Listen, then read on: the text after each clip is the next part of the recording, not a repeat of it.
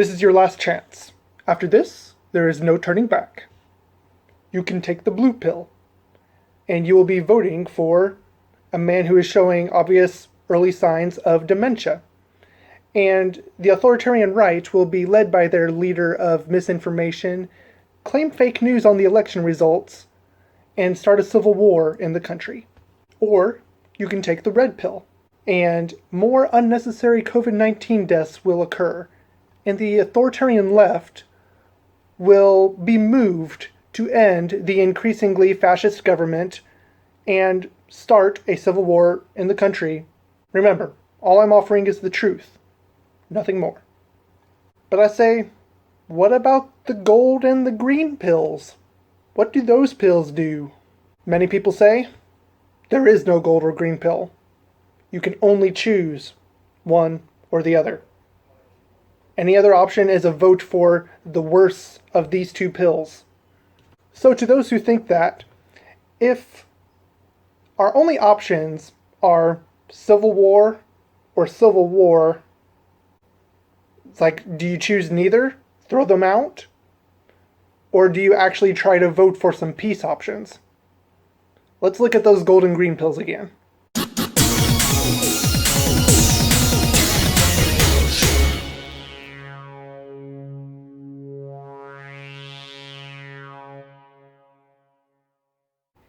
If I myself was Morpheus, I would ask myself, I want to see how deep the rabbit hole goes, but I want to do it in the most peaceful way. And I cannot believe in this false dichotomy that I am being presented, that I must choose between one side or the other of a civil war. I was thinking that maybe this episode should be put on a channel called Death of a Nation instead, because if the year 2020 has taught us anything, it's that Murphy's Law is true and is a phenomenon worthy of being feared. Because anything that can go wrong will go wrong, and at the worst possible time. And if there is a worst possible time for a civil war to be dividing the nation, it is right at an election time at the end of a really crappy year. So for this year, this clusterduck of a year, I will be taking neither of these pills, and will be taking the gold pill. And I'm going to try to present my case on why you should vote for, or at least, the very least, give serious consideration to the libertarian candidates on the ballot this year. But I'm getting ahead of myself. This is about multidimensional political thinking, and I have seen way too many zero-dimensional and one-dimensional political thinkers that I am beginning to gauge that perhaps that even two dimensions cannot quite fully encompass the range of political opinions that one can take. If you don't know the left versus the right, or the authoritarian versus libertarian scales, I recommend spending about 10 minutes scrolling through r/political compass memes, because it's pretty funny and will be educational to ingrain those two commonly used dimensions in your mind. Again, go check out r/political compass memes. Today I'm going to propose 5 political thought dimensions that are not to be added to the 10 dimensions of physics that I proposed a few months ago. These are sociological and psychological dimensions, similar to extroversion in personality tests. So these dimensions are hypothetically infinite, and they are just measurement/imaginary dimensions that we could use to measure people's psyche. So let me explain just by jumping into it. So the first scale measures the general openness of the individual, generally known by the two poles of the left, indicating open liberalism, and the right, closed conservatism. Like, how accepting are you of change, other people, and the personal experience and evidence of differing opinions? Someone on the center of the scale would be capable of maintaining their own opinions and take in other realms of thought with a skeptical grain of salt and an open mind at the same time. The second scale measures your preferred method of running the economy, with the two poles being a community-minded collectivism, or even straight-up communism, if we're talking strictly economics, and the individualistic mindset that goes along well with capitalism. This scale measures not just your preferred economic structure, but more of a value preference for the collective or the individual. Like, do you prefer the power that happens whenever a lot of people come together? Apes together strong. Or are you more appreciative of the adaptable intellect of the individual to overcome their troubles and create more competitive goods and services to the people. So someone in the center of the scale would either want regulations on a capitalistic market to prevent exploitation of the people, or some sort of market socialism. The third scale would measure what is your preferred method of using force to bring about conflicts of safety or security at home and abroad. Would you rather use words to engage in debate of opinion to bring about peace? Or would you rather bring down the hammer so that those out of line can be brought into subjugation of the state? At some arbitrary point of evil, the police and the military being deployed to enforce national and international laws is necessary. And what is that point to you? That is what this dimension would measure. A centrist on this scale would be a negotiator. And I suppose that anarchy and law and order would be two sides of the scale too, but anarchy has too much stigma connected with it, and law and order is too wordy. The fourth scale measures your social tolerance, with the two poles being multiculturalism versus assimilation. Are your actions sometimes deemed racist or homophobic? Do you dislike the idea of globalism? If the answer to either of those questions are yes, you would probably be very high in assimilation. To help distinguish this scale from the use of force scale, let's compare the opposites and bring them together. So a pacifist assimilation would be more inclined to preach their rhetoric and hoping that people listen to what they say and take it to heart. And a militant multiculturalist gets excited when they read about how Nazis lost World War II and will gladly punch a neo-Nazi in the face today. A centrist on this scale is simultaneously proud of their own culture, but doesn't care if you are a part of their culture or not. They recognize diversity, but don't actively seek to accommodate their culture for people outside of their in-group. So for the centrist, others are welcome, but don't go changing how we do things. The fifth and final scale measures your preferred method of attaining knowledge, with the two poles being personal experience and empiricism. I would suppose that this scale would correlate highly with a faith versus non-faith scale, and perhaps would also correlate with the feeling and thinking personality scale of the Myers-Briggs test. If you are high in personal experience, you tend to use your feelings, or perhaps even a faith-based system, to reach your political conclusions, and will change your opinion if your experience contradicts your beliefs. And if you are high in empiricism, you tend to look up data to help support your conclusions, and you tend to think about and perhaps even change your conclusions if you find sufficient data to do so. A centrist on the scale would either use both or neither of these methods to build their own political narrative. So since these dimensions do not need to be displayed to appear to be at 90-degree angles from each other, we can plot individual points on each of these scales on a pentagon, on a 2D surface. To be consistent with the scales, we will place all of the more open / laissez-faire points of the spectrum on the outside of the pentagon. So for openness, this is the left and this is the right. For economy, this is collectivism, this is individualism. For social tolerance, this is multiculturalism, and this is assimilation. For knowledge, this is personal experience, and this is empiricism. And for force, this is pacifism, and this is militantism. So I would guess that the stereotypical fundamentalist Christian would, on average, be pretty far right of center on the openness scale. Like, they're almost always conservative. For the economy, I think they would be more in the middle. Because they would be, like, if they are in America, they are more likely to be individualistic. If they are a fundamentalist Christian in, say, Russia, they would probably be more on the collectivist side, more likely than not. Their use of force, they are pretty high in militantism, like they are pretty big on spanking their children and such. And for social tolerance, they would be pretty high in assimilation. Like if you are not a Christian, you are part of the out group and you will be sent to hell by our God. So that would be pretty high in assimilation, be like us, be like Jesus. That's pretty much the name of Christianity, be like Jesus. So I would also guess that Christians would be pretty high in personal experience and would be more inclined to, use their feelings and their emotions to come to political conclusions rather than look up data that the current scientists are showing. A stereotypical anarchist is pretty high left of center and probably in the center between collectivism and individualism on the economy scale, because since anarchy would all but abolish the economic system. I also think that the stereotypical anarchist would be somewhere in the middle between militarism and pacifism. Probably more on the side of pacifism if I were to be honest, because movies really give anarchists a bad rap in my opinion. And for the social tolerance scale, I think they'd be more inclined to be more multiculturalistic minded, more open to global ideologies. And I also think they would average near the center between personal experience and empiricism, just like any normal population.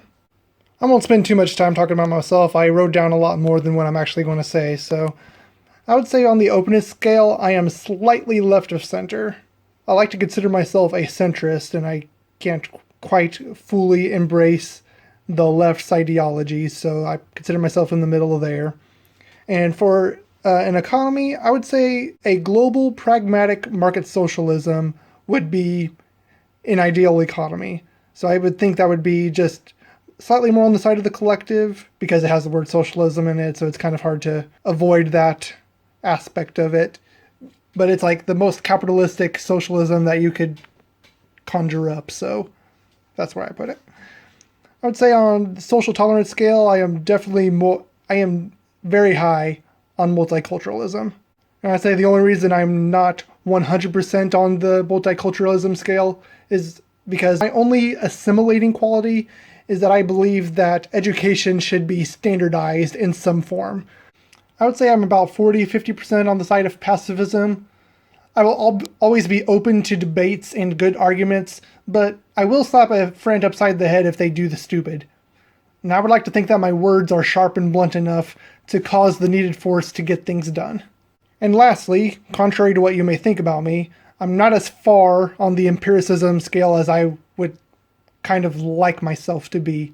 I would say maybe I'm 15% on the side of empiricism, because this scale in particular has changed a lot for me over the past, I'd say 5-7 years. Maybe I'll make a test of it someday to be able to actually perform the tests to see where stereotypical people actually fall in these scales. Well, I believe that is all for the multidimensional political thinking, but I did want to talk about the green and the gold presidential pills we Americans can swallow on election day, didn't I? Based off of my opinion on the parties and the policies that they run by, I would say that if I were personally ever to run for a political office, I would probably do it under the Green Party. If a candidate had original thoughts beyond, green is good on the Green Party ticket, I would vote for them in a heartbeat. Or if a Green Party candidate just had some umption in their gumption to get the attention of the American people and to steer us kind of out of becoming a sinking ship that we kind of feel like we are in right now, I would vote for them. But my guess is that under Howie Hawkins, the 2020 Green Party presidential ticket, if we were to collectively take the green pill, Trump would still rally around the fake news anecdote, but it wouldn't hold as much power because nobody would have expected it. Even Howie himself wouldn't have expected it because he himself said a big victory would be 5% of the vote. So if Howie himself isn't really looking to win, should we be wasting our votes on him? Probably not. Whenever we are in such a dire state that we are in right now, if he himself doesn't see the urgency and feels a need to okay, I need to take control of this ship and actually steer it in the right direction, he probably isn't really worthy of the vote.